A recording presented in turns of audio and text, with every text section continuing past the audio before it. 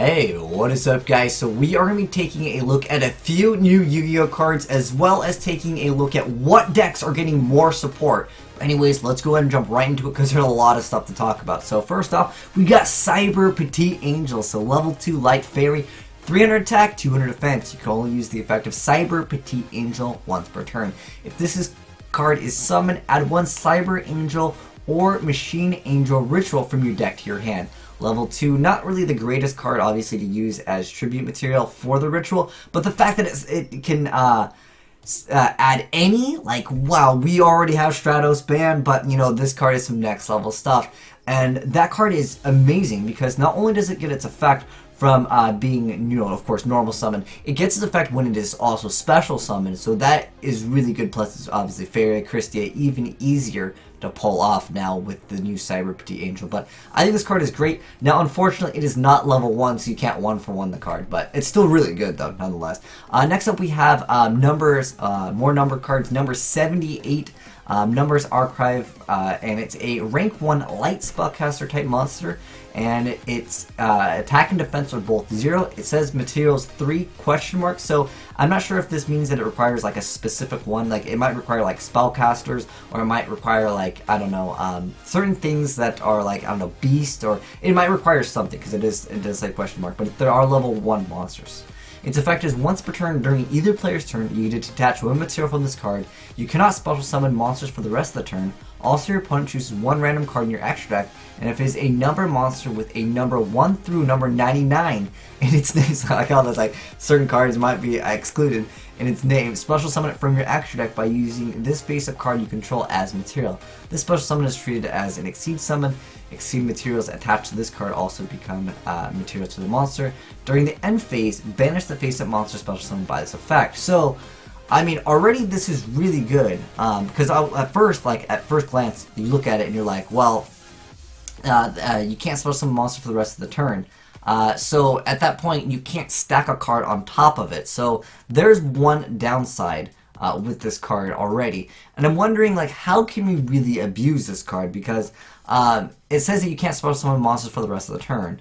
So I'm trying to figure out how we can really utilize this card, but some decks, they just get benefits of having certain cards in the graveyard. Like, as long as you have certain, like, again, cards in the graveyard, maybe you can bring them back, or like some other card will be like, as long as you have like this card in the graveyard, again, it's just to maybe get it in the graveyard. I know that there's Gale Dogra, but that card is, you gotta pay a lot of life points to get real good use out of that card, but this card does require 3, it says question mark level monsters. Again, I don't know if that's like a spellcaster type or if it's like specific. It might just be unknown. Maybe it requires 2. Maybe it requires. It'd be crazy if it required 1. I don't know how we're going to use this card, but I like its effect. It's already going someplace. But I like how it goes only through number 99. So maybe they're going to make other cards that are just too OP that we can't actually bring them out. But nonetheless, let me know, guys, how you plan to use that card, or if you know of a combo with that. Next up, we have Cardigan Yanagi ni Ono no Michikaze, and it is a level 11 Dark Warrior spellcaster, or a Dark Warrior type special summon tuner effect monster. So it's a tuner that is level 11.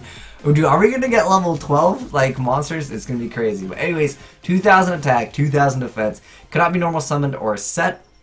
You can special summon this card from your hand by tributing one level 11 Cardian monster you control, other than Cardian itself.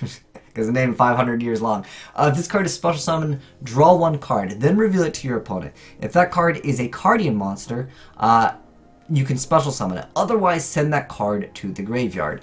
If this card is used as material for a synchro summon, you can treat all the monsters being used as materials for that synchro summon as level 2 monsters.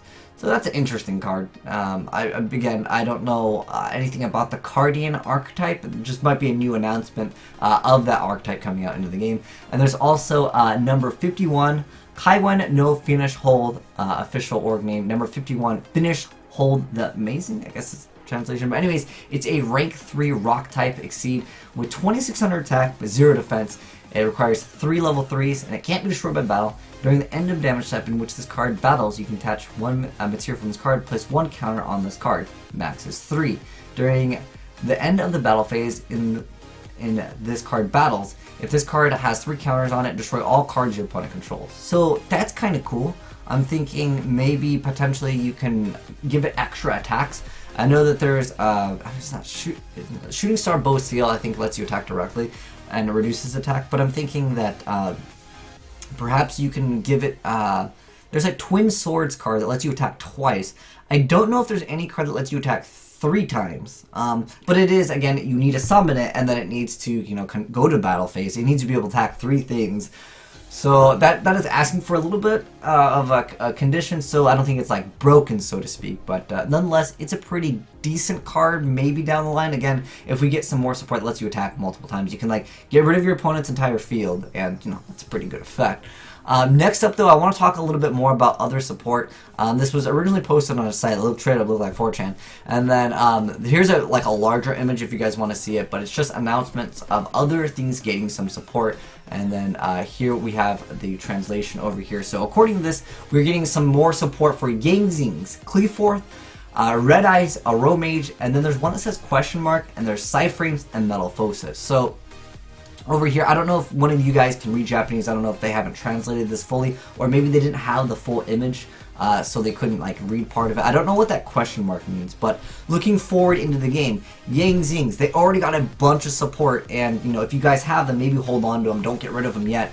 I mean, I'm pretty sure at this point you've either got rid of the Zing's or you know, you just kind of held on to them because they're not a bad archetype, especially with Metalphosis, which already supports Zing's.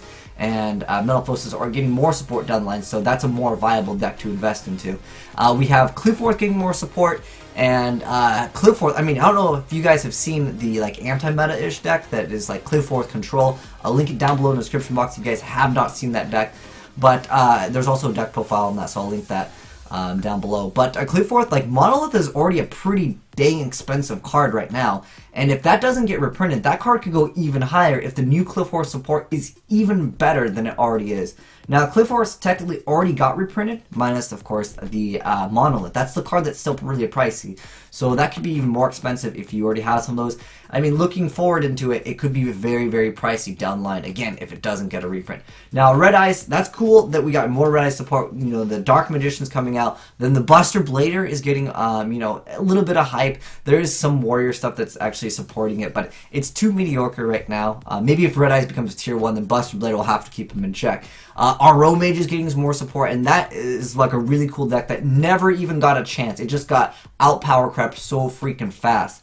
And then Cyframes are getting more support. That's kind of cool because, you know, Cyframes and Speedroids, that could be a cool deck that some people can try out, you know, and it's cool to see some stuff get some more support. So let me know, guys, what are you most excited about getting some support? For me, I'm most excited about the Aromage support because, like I said, that deck never had a chance. The Red Eyes never really had a chance, let's be honest, but Cyframes have top, Zing's have top, Cleaforth obviously have top. But for the most part, Aromage, it just never got that chance to actually see play in the game. But if any of you guys can like fully translate this, maybe they haven't gotten the full translation. I don't know. You guys let me know in the comment section below. I can't read Japanese. I know that this right here is a symbol for 1, but that's about really it. And I think that's Mandarin Chinese anyways. So some of the characters Japanese actually kind of borrowed anyways. But nonetheless, pretty cool stuff. Getting some new cards indeed. Let me know if you guys are excited to try out this. I really want to try out this number 78, like how do we use this freaking card? But anyways, if you guys want to read everything, I'll link the page where I found all the stuff. But anyways, thanks for watching, guys, and I'm signing out.